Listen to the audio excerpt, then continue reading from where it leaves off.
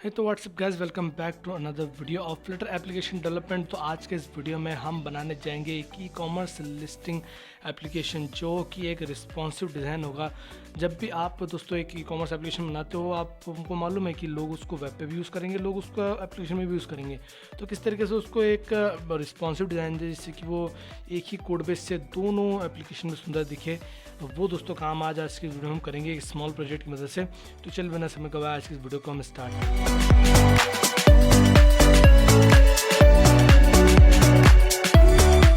दोस्तों सबसे पहले तो मैं यहाँ पर मैंने एक फ़ोल्डर क्रिएट कर लिया और मैं इसमें ओपन विथ कोड करके VS कोड मेरा ओपन कर लूँगा। और VS कोड ओपन करने के बाद मैं यहाँ पर कमांड पैलेट में जाऊँगा एंड देन उसको अपने फ्लटर न्यू प्रोजेक्ट पे सिलेक्ट करूँगा। फ्लटर न्यू प्रोजेक्ट पे सिलेक्ट करने के बाद में मुझे यहाँ पर ऑप्शन आएगा कि आपको कैसा बनाना है। तो डिस्क्रिप्टिव कमेंट्स नहीं चाहिए, मुझे एम्प्टी एप्लीकेशन चाहिए। और ये रहा मेरा ई कॉमर्स लिस्टिंग का फ़ोल्डर, इसको सिलेक्ट कर लिया मैंने और इसका नाम रख देता हूँ लेट सपोज़ एजुकार्ट। ठीक है, ये मैंने इसका नाम रख दिया और एंटर करा और ये हमारा यहाँ पर एप्लीकेशन बनना स्टार्ट हो चुका है। तो ये एप्लीकेशन बन के स्टार्ट होकर हम इसको जो है वो रन करेंगे हमारे ब्राउज़र में, क्योंकि एप्लीकेशन तो हमें बनाना आता ही है। तो हम इसको ब्राउज़र में रन करेंगे जिससे कि हमें यहाँ पर दिखे कि यहाँ पर अलग अलग डिवाइसेस में किस तरीके से रन कर रहा है। तो मैं यहाँ पर F5 पे दबाऊँगा और एज ब्राउज़र में इसको रन करता हूँ। ओके, तो यहाँ पर दोस्तों हमारा जो एप्लीकेशन है वो बैक जाता हूँ। तो यहाँ पर जो हमारा एप्लीकेशन है दोस्तों वो यहाँ पर रन हो चुका है हमारे ब्राउज़र में। अब हमें इसके आगे का काम करना है। ठीक है, तो हेलो वर्ल्ड लिखा हुआ आपको दिख रहा है। अब हमें इसके आगे का काम करना है। तो चलिए आ जाइए अपने एप्लीकेशन में। और एप्लीकेशन में आने के बाद में यहाँ पर सबसे पहले तो हम हमारे फाइल मैनेजर में आते हैं। और फाइल मैनेजर में आने के बाद में मैं इसके फोल्ड को यहाँ से कट करता हूँ और कट करने के बाद में नीचे एक नया पेज बनाता हूँ, स्टेटलेस ही बनाता हूँ। ठीक है, क्योंकि मैं तो यहाँ पर रिस्पॉन्सिव डिज़ाइन बनाना है। तो मैं यहाँ पर लिखूँगा प्रोडक्ट लिस्टिंग। आप चाहे तो उसको एक अलग मतलब अलग एक फ़ाइल में भी बना सकते हो अगर आपका मन हो तो। मैं यहीं पर बना रहा हूँ।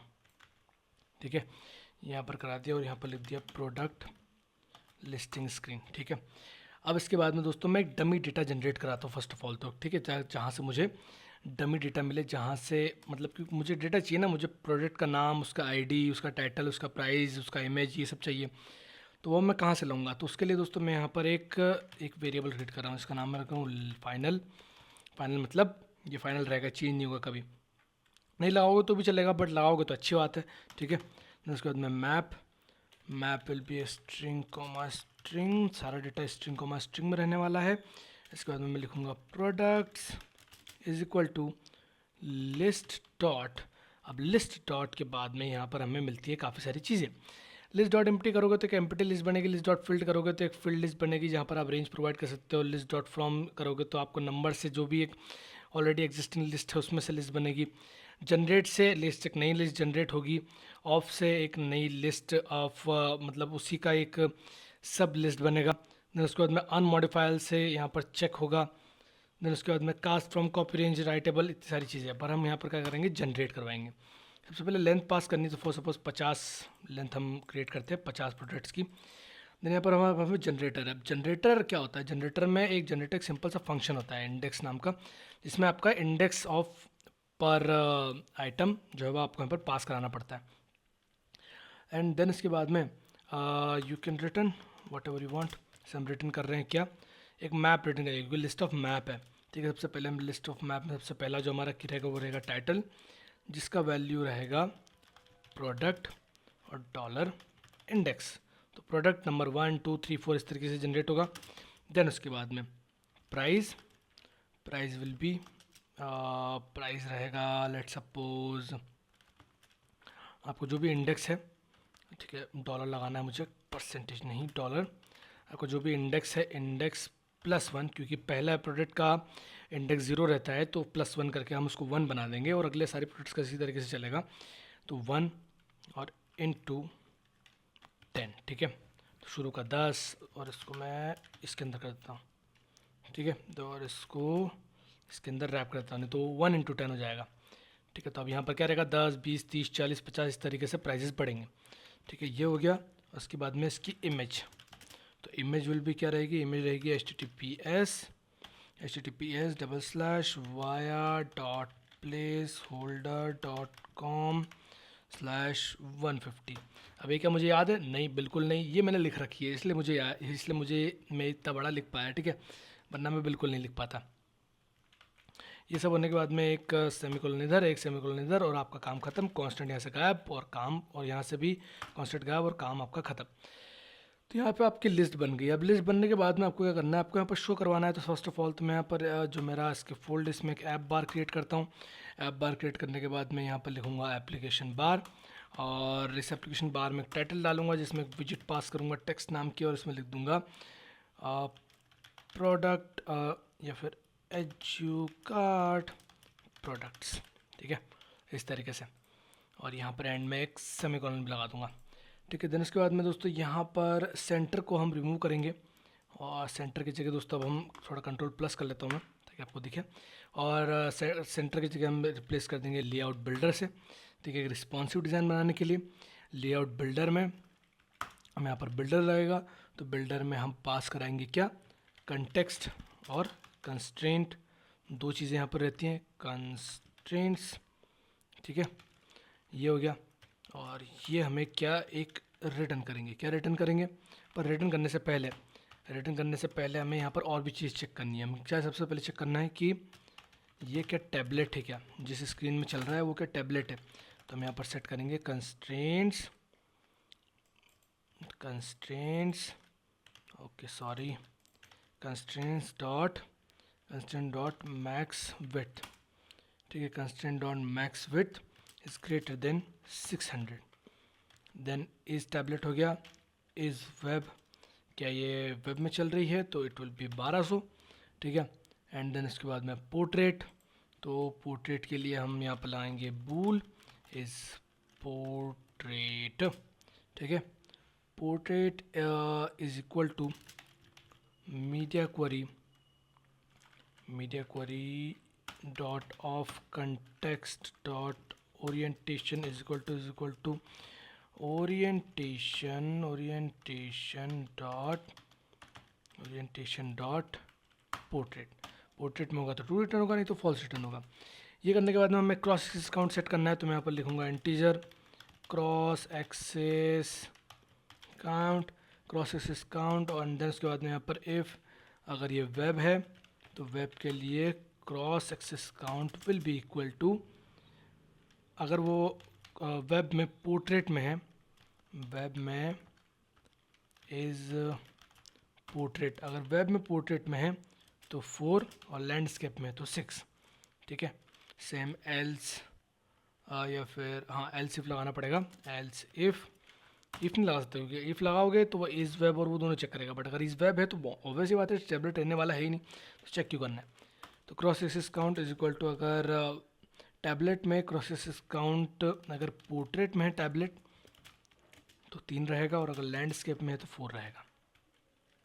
And at the last else, अगर दोनों में से कोई भी कंडीशन मैच नहीं करती है तो एल्स, और एल्स इफ़ में हमें यहाँ पर कंडीशन डालनी पड़ेगी इज़ टैबलेट, ये कुछ इस तरीके से। और एल्स अगर कुछ नहीं रहता है तो ऑब्वियसली बात है मोबाइल है, और मोबाइल में अगर ये पोर्ट्रेट में है इज़ पोर्ट्रेट में तो क्रॉस एक्सिस काउंट 3 रहेगा, नहीं तो क्रॉस एक्सिस काउंट 2 रहेगा, नहीं तो 3 रहेगा लैंडस्केप में।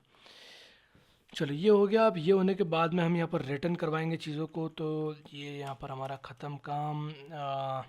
यहाँ पर अब हम रिटर्न कराएंगे, मैं लिखूँगा रिटर्न एंड पास कराऊँगा यहाँ पर ग्रिड व्यू डॉट बिल्डर का इस्तेमाल करूँगा, ठीक है। तो grid view dot builder accept 2 arguments, जो कि पहला है ग्रिड डेलीगेट। अब ग्रिड डेलीगेट क्या होता है कि ग्रिड डेलीगेट एक तरीके का स्टाइलिंग होता है जिसको आप अप्लाई कर सकते हैं। अगर मैं यहाँ पर लिखूँ silver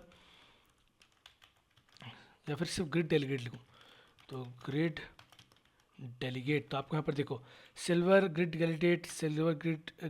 delegate with fixed cross axis count, sliver grid delegate with max cross axis extent, और इस तरीके के अलग अलग आपको यहाँ पर चीज़ें मिल रही हैं। तो हम यहाँ पर दोस्तों इस्तेमाल करेंगे sliver grid delegate with fixed cross axis count, ठीक है। ये सेट करने पर आपको क्या होता है कि आपको यहाँ पर ये सब चीज़ें चेंज करने की परमिशन मिलती है। तो अब इनमें से क्या क्या चेंज करेंगे, हम क्रॉस एक्सेस काउंट चेंज करेंगे। तो क्रॉस एक्सेस काउंट जो कि क्या होगा, हमारे क्रॉस एक्सिस काउंट के बराबर होगा। ठीक है, क्रॉस एक्सिस काउंट सेट कर दिया and child aspect ratio will be 2/3। ठीक है, ये करने के बाद में हमें यहाँ पर मिलता है आइटम बिल्डर। तो ये स्टाइलिंग के लिए होता है ग्रिड डेलीगेट, और ये हमारा बिल्डर है, आइटम बिल्डर। जिस तरीके से आपने लिस्ट में आइटम बिल्ड करे थे उसी तरीके से आपको यहाँ पर भी आइटम बिल्ड करना है। वर्ड रैप टॉगल कर रहा हूँ जिससे कि सारी चीज़ें एक ही पेज में है। आइटम बिल्डर में दोस्तों मैं यहाँ पर लिखूंगा कंटेक्स्ट कॉमा इंडेक्स। ठीक है, कंटेक्स्ट कॉमा इंडेक्स, क्योंकि दो आर्गूमेंट्स एक्सेप्ट करता है, कंटेक्स्ट और एक इंडेक्स। अब इसमें भी आपको कुछ ना कुछ रिटर्न करवाना पड़ेगा। तो लेआउट बिल्डर रिटर्न कर रहा है ग्रिड व्यू डॉट बिल्डर को, ग्रिड व्यू डॉट बिल्डर कर रहा है कुछ और। क्या? Grid view dot builder return करेगा एक कार्ड। ठीक है, एक कार्ड रिटर्न करेगा। कार्ड विजिट मैंने आपको बताया था दोस्तों, तो कार्ड रिटर्न करेगा। कार्ड में चाइल्ड रहेगा, चाइल्ड में कॉलम रहेगा, आप कॉलम में चिल्ड्रन रहेगा, आप चिल्ड्रन में क्या रहेगा, चिल्ड्रन में एक एक्सपेंडेड विजिट रहेगा, एक एक्सपेंडेड विजिट रहेगा। या फिर मैं पहले इतना कुछ यहाँ पर कॉलम जो है वो कॉलम में एक बार सिंपली एक टेक्स्ट जो है वो प्रिंट करके दिखाता हूँ, जिसमें मैं यहाँ पर प्रोडक्ट का नाम प्रिंट कराता हूँ। ठीक है, तो उसके लिए मुझे इसके बाद में आइटम बिल्डर के बाद में यहाँ पर प्रोडक्ट की डिटेल्स यहाँ पर चाहिए। तो उसके लिए मैं लिखूँगा final product is equal to products of index, मतलब पर्टिकुलर इंडेक्स। जब ये पहली बार रन होगा, पहला आइटम रेंडर होना चालू हो रहा है, तो यहाँ पर इंडेक्स 0 आएगा, उसमें से 0 उठाएगा और फाइनल प्रोडक्ट में सेट कर देगा। अभी आपको यहाँ पर टेक्स्ट चाहिए तो आप यहाँ पर डॉलर लगाओ, फिर लिखो प्रोडक्ट एंड देन यहाँ पर की पास करा दो। जैसे कि मैंने की पास कराई टाइटल, ये पास करा दिया, और ये जो कार्ड है इसको रिटर्न में ये कर दिया, और ये जो ग्रिड बिल्डर है इसको भी रिटर्न में कुछ इस तरीके से कर दिया, और फिर इस पूरे पेज को कर दिया मैंने हॉट रीस्टार्ट। चलिए चेंजेस देखते हैं। तो देखो दोस्तों, चेंजेस कुछ इस तरीके से हमें यहाँ पर दिख रहे हैं। एज कार्ड हमारा यहाँ पर ओपन हो चुका है, और देखो कुछ इस तरीके से हमें यहाँ पर चेंजेस दिख रहे हैं, जहाँ पर हम सारी चीज़ देख सकते हैं। और ये मैं स्क्रॉल पर दोस्तों कर रहा हूँ, मैं यहाँ पर माउस क्लिक नहीं दबा रहा। ठीक है, ये माउस क्लिक का आवाज़ है। और एक मिनट, ये मैंने क्या कर दिया, हाँ, और ये देखो ये स्क्रॉल का आवाज़ है। ठीक है, तो स्क्रॉल पे हमारे यहाँ पर सारी चीज़ें हो रही हैं।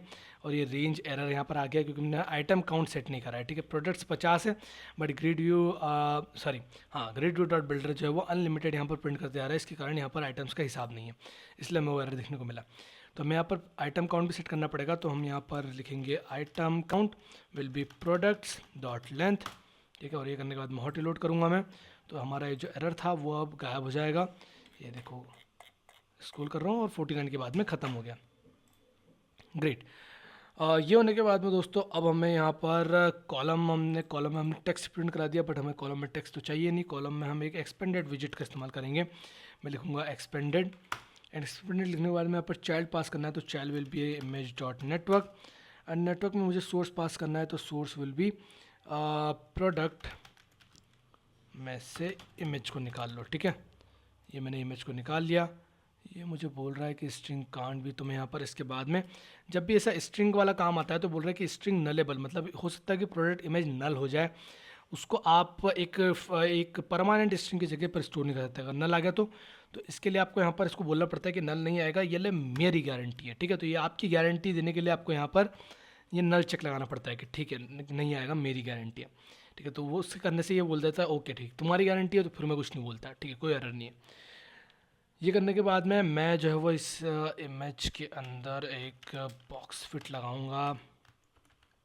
ओके, यहाँ पर ओके फिट लगाना है मुझे। तो ये इमेज नेटवर्क के अंदर एक फिट नाम की प्रॉपर्टी होती है, जहाँ पर बॉक्स फिट में आप यहाँ पर इमेज को सेट कर सकते हो कि क्या वो पूरा एरिया कवर करे, कि पूरा एरिया पूरे एरिया में कंटेंट रहे। तो मैं पूरा एरिया कवर करना चाहता हूँ।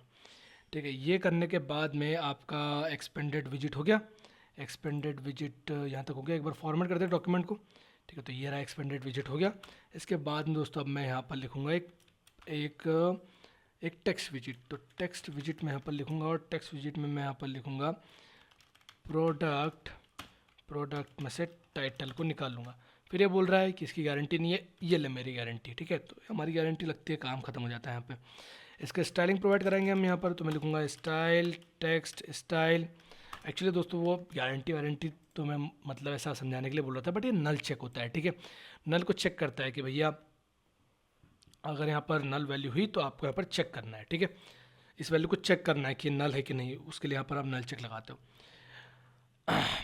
तो ये टेक्स्ट स्टाइल है दोस्तों। अब टेक्स्ट स्टाइल में मैं यहाँ पर सबसे पहले फ़ॉन्ट साइज़ पास कराता हूँ।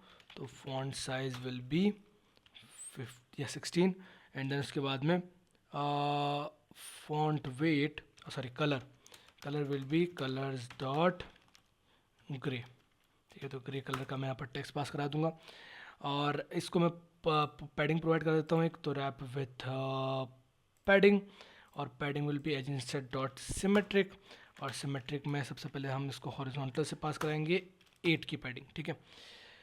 ये इतना पास कराने के बाद में दोस्तों एक बार मेरे पूरे पेज को हॉट रीलोड कराता हूँ। पेज हुआ हॉट रीलोड, चीज़ें हुई वापस से लोड अपने एज ब्राउज़र में और अब देखते हैं कि यहाँ पर किस तरीके से चीज़ें आ रही हैं। तो ये देखिए कुछ इस तरीके की चीज़ें आ रही हैं और यहाँ पर इमेजेस नहीं आ रही हैं। तो इमेजेस को लाने के लिए मैं यहाँ पर इमेज डॉट नेटवर्क और मुझे इमेज निकालनी है, तो मैंने यहाँ पर क्या पास कराया है, ठीक है, प्लेस होल्डर ये है। मैं इसको एक बार फॉलो लिंक को ओपन करके देखता हूँ कि यहाँ पर हमारी क्या इमेज आती है। ठीक है, मतलब इमेज तो सही है, इमेज का यूआरएल तो एकदम करेक्ट है, तो फिर यहाँ पर चीज़ें आ क्यों नहीं रही है। ओके, तो मैं यहाँ पर इमेज को लिखता हूँ कॉपी और इमेज को यहाँ पर करता हूँ पेस्ट। तो image dot network source URL pass हो चुका है एंड इसको एक बार हॉट रीलोड करके चेक करता हूँ मैं। हॉट रीस्टार्ट से काम नहीं चला, हॉट रीस्टार्ट करवाया। हॉट रीस्टार्ट करवाने के बाद भी कोई खासा चेंजेस नहीं मिल रहा है। बोल रहा है कि अच्छा नेटवर्क का कुछ इशू हो सकता है। The following progress object was thrown resolving in image codec, ठीक है। लेट मी चेक दोस्तों ये क्या इशू है। ओके दोस्तों, तो यहाँ पर इमेज का यूआरएल मैंने चेंज कर दिया है, पिक्सल से इमेज निकाली है और इस इमेज के यूआरएल में जो दिक्कत थी दोस्तों वो थी कि यहाँ पर कंप्रेशन में थोड़ी सी इमेज आ रही थी, इमेज कोडेक कुछ चेंज नहीं कर पा रहा था हमारा ब्राउज़र। बट जैसे मैंने ये वाला यूआरएल डाला जहाँ पर थोड़ी सी जो है वो कंप्रेसिंग दी हुई है और सेटिंग्स भी दी हुई है और ये सब करने के बाद में मैं जैसे ही यहाँ पर दिख रहा हूँ तो मुझे यहाँ पर मेरी इमेजेस दिख रही हैं और मेरे प्रोडक्ट्स जो है वो मतलब इसको आप अगर इमेजेस को प्रोडक्ट से रिप्लेस करो तो आपको यहाँ पर अपने सारे प्रोडक्ट्स भी दिख रहे हैं, उनका नाम और उनका इमेज भी दिख रहा है, ठीक है। और रिस्पॉन्सिव है कि नहीं, लेट्स सी, मेन तो वो चीज़ थी। तो यहाँ पर मैंने इंस्पेक्ट पे क्लिक करा और इंस्पेक्ट पे क्लिक करने के बाद में मैं यहाँ पर इस आइकन पे जाऊँगा और ये देखिए अब जैसे जैसे मैं यहाँ पर बड़ा कर रहा हूँ इसको और ये जैसे इसमें आया तो देखिए ये ऑटोमेटिकली जो है वो एडजस्ट कर रहा है अपने आप को अपने डिवाइस की हाइट की मदद से, ठीक है।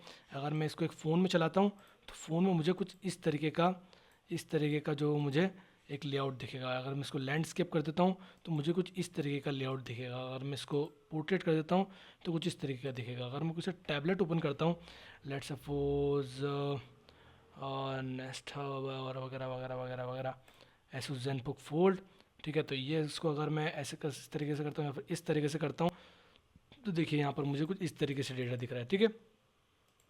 एकदम बढ़िया तरीके से रन कर रहा है। और अगर हम इसको वेब में चलाते हैं तो वेब में तो इसका कुछ इस तरीके से स्टाइलिंग है, तो सब में एकदम प्रॉपर दिख रहा है। किसी में 5 प्रोडक्ट आ रहा है, किसी में 3, किसी में 2, तो वो सब चेंज हो रहा है हमारे रिस्पॉन्सिव डिज़ाइन की वजह से। छोटा सा कोड डालने से दोस्तों यहाँ पर एक लेआउट बिल्डर में एक छोटा सा अगर आप यहाँ पर कोड सेट कर दें और क्रॉसेस काउंट वगैरह और साइजेस वगैरह अगर सेट कर दें तो उससे देखिए आपके एप्लीकेशन की स्केलेबिलिटी क्या हो जाती है, मतलब वो किसी भी डिवाइस में चलने के लायक है।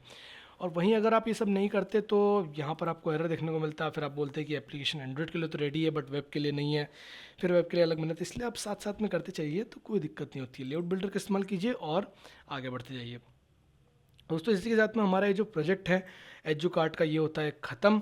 और उम्मीद है दोस्तों आपको आज का ये प्रोजेक्ट जो है वो समझ में आएगा। इस प्रोजेक्ट का मेन मतलब यही था कि आपको यहाँ पर कम्प्लीटली बताना कि किस तरीके से आप एक प्रोजेक्ट फुल शुरू से क्रिएट कर सकते हैं with the help of responsiveness. तो उम्मीद है दोस्तों आपको वीडियो समझ में आएगा, वीडियो पसंद आया होगा। तो फिलहाल के लिए इस वीडियो में इतना ही और मिलूंगा मैं आपसे नेक्स्ट वाले वीडियो में, तब तक के लिए बाय बाय।